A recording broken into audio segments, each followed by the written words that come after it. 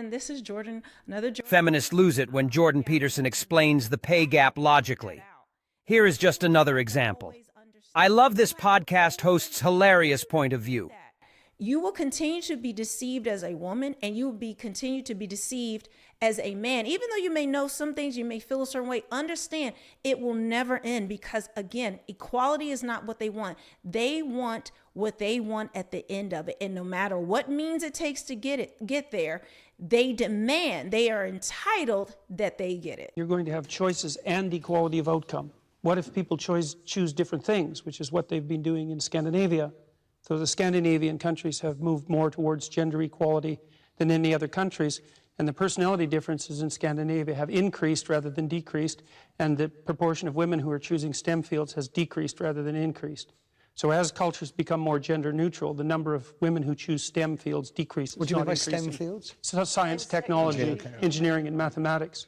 So if you let men and women make their choices, what actually happens is that they specialize in different situations, and you don't get equality of outcome. Could they not have been programmed to have those views from the moment we raise them and give boys Lego and construction? No, because what happens is that as countries get more egalitarian, which means there's less programming of that sort, the differences get larger, not smaller.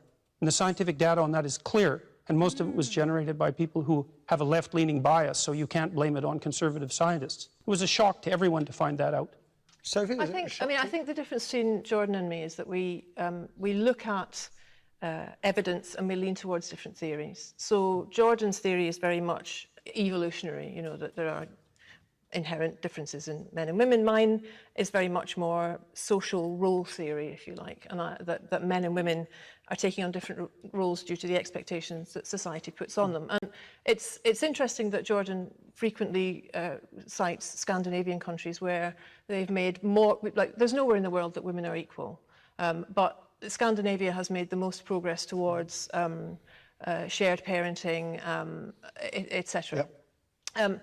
That said, it's not done yet. There's nowhere in the world where this is done yet. But it's having the opposite effect that the gender equality types predicted. Opposite, not the same. No, and it isn't a theory, it's actually data driven by tens of thousands of surveys and the best scientific literature on the topic. It's not a theory, and I didn't come about it because of my political perspective. I looked at the data. What it showed was that as countries become more egalitarian, the differences between men and women grow. They don't shrink.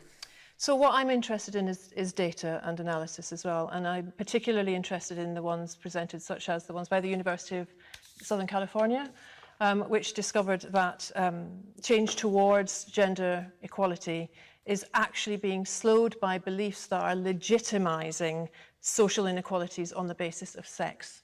And I'm also interested, I mean, like Jordan, I look at the data and I look at the studies, and I'm really also very much interested in studies like the analysis that was done by the American Psychological Society, which looked at 45 analysis of whether there's sex difference over 20 years. And its conclusion was that men and women are basically alike in terms of personality, in terms of cognitive ability, in terms of leadership. But what it did find was that media depictions of men and women as fundamentally different perpetuate misconceptions, as does workplace bias. Oh God, so it's Guys, okay, we're going to continue this. But you see how every time I see Jordan Peterson, in particular, talking to a feminist woman or being interviewed by one or debating one, they always put words in his mouth. They always overstep what he's saying. And when he corrects them, they ignore it. They want to say that, oh, he's politically biased, but they, of course, are not. He's interpreting data and facts. And the fact that this woman comes from the standpoint that she thinks that there can be equality of outcome, it just deletes everything she has to say. That is not a person of sound mind. That is not a person of sound reasoning. This is a person who is an activist, and the ends just Very happy that smart, beautiful female influencers are taking on this subject of gender equality. One thing to ultimately note about this discussion is that men on average work more than 10 hours a week more than women work on average. Men also die at work far more. In fact, more than 90% of work-related deaths are of men. There are a lot of reasons that an equality of outcome is negative for society. We have a new podcast from September 16, 2024 about this topic. See www.disruptarian.com for more content.